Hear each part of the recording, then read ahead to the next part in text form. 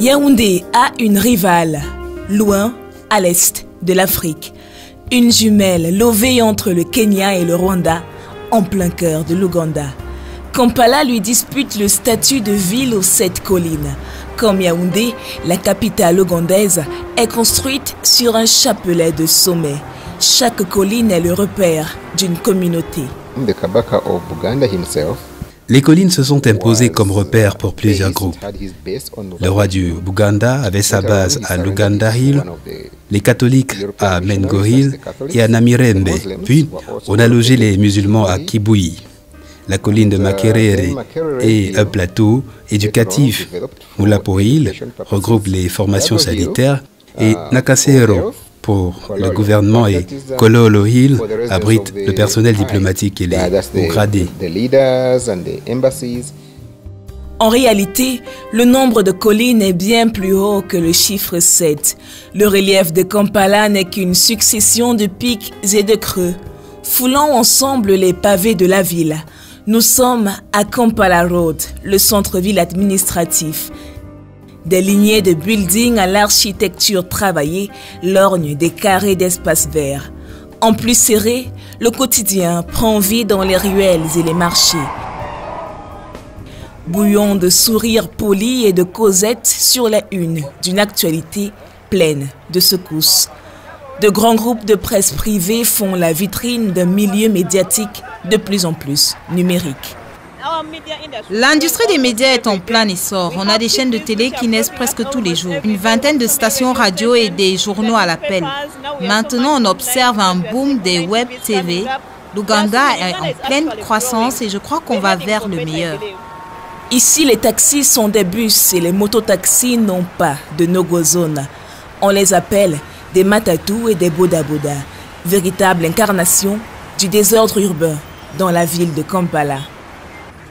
Kampala a l'énergie de la Renaissance, la vigueur de ces villes qui se lèvent tôt pour combattre la pauvreté et le chômage.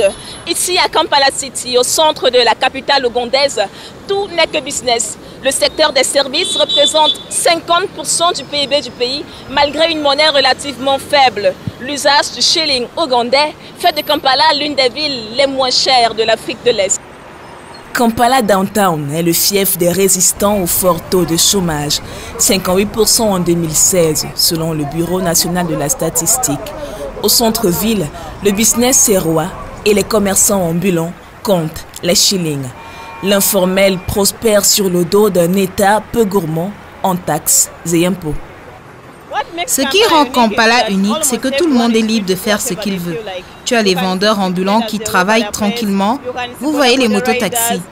L'économie ici est purement libérale.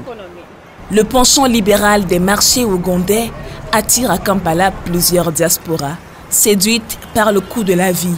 3500 shillings ougandais ne valent qu'un seul dollar et c'est assez pour manger à satiété.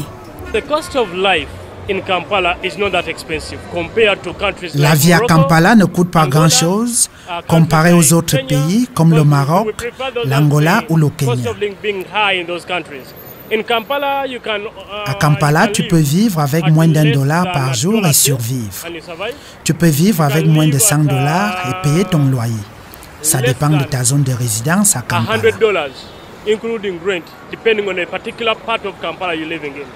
L'Ouganda est l'un des pays les plus libres et ouverts. Les gens viennent de partout pour s'établir ici en Ouganda. Il y a les Kenyans, les Zimbabwéens, les Rwandais et plein de ressortissants d'autres pays. Ce qui attire surtout, c'est l'ouverture du marché ougandais. Il n'y a pas beaucoup de restrictions pour établir son business ici. Et les Ougandais sont accueillants. C'est facile de débarquer, monter son activité, trouver une femme ougandaise et vivre ici jusqu'à la retraite. C'est vraiment ouvert. Ouvert aussi l'accès à la terre. Pour contrer le chômage d'après-guerre, les Ougandais ont investi les champs. À elle seule, l'agriculture emploie plus de 60% de la population et féconde 38% du PIB de l'Ouganda. Témoins de la vitalité agricole du pays, les marchés de Kampala sont éclatants d'un bon point. La robustesse des fruits, légumes et agrumes illustre un secteur bien dodu dans l'économie. C'est le secteur leader en Ouganda, la colonne vertébrale du pays.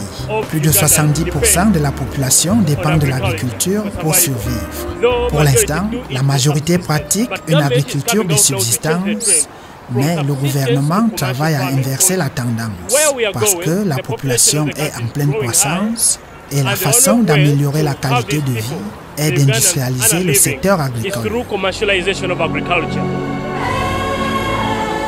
Le succès agricole de l'Ouganda l'a propulsé au sommet des pays africains producteurs de café. Dans la périphérie de Kampala, des champs s'étalent à perte de vue. Le café ougandais jouit d'une palette de certifications internationales. Il revendique même des variétés spéciales comme le Kisansa, un plant de café tiré de la grande forêt de Mabira, une espèce unique fièrement cueillie ici dans le district de Luwero, à 1 heure de route de la capitale. Les caféiculteurs perpétuent des techniques de récolte traditionnelles depuis 1940. Le processus artisanal est un ingrédient du goût particulier du Kisansa. Le musc inimitable s'arrache sur un marché d'exportation aux 1000 destinations. Plus de 5 millions d'Ougandais goûtent directement les robustes revenus du café. Mais la tasse d'Arabica ne coule pas vraiment dans les habitudes des Ougandais. On préfère 1000 fois enfiler des Rolex. Oubliez les célèbres montres de luxe. À Kampala, Rolex renvoie à un luxe plus gourmand. Un bijou des papilles à la portée de toutes les bourses. C'est la reine du street food ougandais. Un mariage d'omelettes et de crêpes salées qui roule avec bonheur sur la langue. 5000 shillings ougandais et à vous le délicieux rouleau. À Kampala, la Rolex tient haut la vedette d'un festival annuel de dégustation. C'est tout dire d'une célébrité qui s'étend jusqu'au Kenya voisin. Le prestige d'une Rolex se fond très vite dans la douceur du matoke, une savoureuse variété de bananes plantain unique à l'Ouganda et favorite de tous les plats. Les Ougandais sont de fins gourmets et ne s'en cachent pas, friands de bonne viande et de vin léger sous la clémence du ciel de Kampala. On mange des commandos. C'est une sorte de crêpe garnie de haricots, des chapatis, des Rolex, du matoke. Le succès des Rolex est porté par le vent de jeunesse au pays de Yoweri Museveni. Parmi ces records, l'Ouganda affiche la population la plus jeune au monde, 77% à moins de 30 ans. Kampala est tranquille. On est en plein boom. On aime notre ville et on est heureux d'être ici, surtout nous les jeunes filles. On trouve tout ce qu'on veut, quand on veut.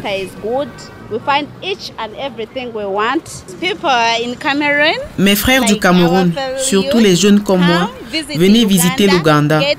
L'Ouganda est cool, c'est la perle de l'Afrique. Donc, Cameroun, venez, on vous aime, l'Ouganda est merveilleux. Cameroons, please come. We love you. Uganda is motherless. Samuel Eto'o. Je connais Samuel Eto'o, le footballeur très célèbre. Je crois qu'il doit être plus court que moi.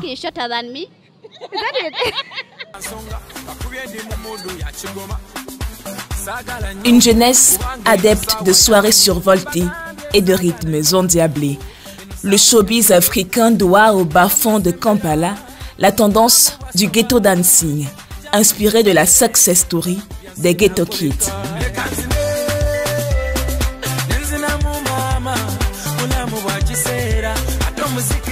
Ces enfants de pauvres, propulsés dans les étoiles par une chorégraphie au décor de bidonville.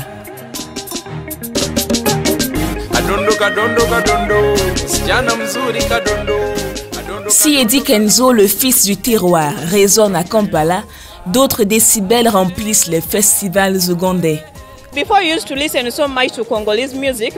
Avant, on écoutait beaucoup de musique congolaise, mais aujourd'hui, on observe un retour à nos rythmes traditionnels. Des artistes naissent tous les jours et enrichissent vraiment la scène musicale ougandaise.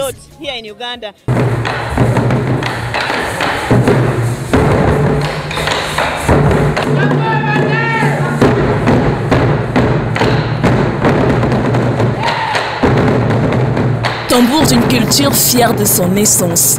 À Kampala, les festivals sont toujours de saison. Certains objets de carnaval peuvent même troubler la vision. En général, les Ougandais aiment beaucoup leur culture parce que quand on va vers Mbale, à Konzo ou Manyoro, tout le monde est attaché à ses traditions. À Kampala, nous sommes dans la région du Buganda. Le Buganda est l'une des cultures dominantes de l'Ouganda, surtout à Kampala. On s'exprime tous en Luganda et certains empruntent même des noms locaux. Attraction de tous les instants, les apparitions du roi du Buganda sont aussi précieuses que les objets d'art du Musée national de Kampala. L'empire précolonial a encore ses quartiers ou ce qu'il en reste à Luvaga Hill. Les vestiges vieux de 700 ans ont l'aura d'un trésor bien couvé par des Ougandais fiers de leurs racines.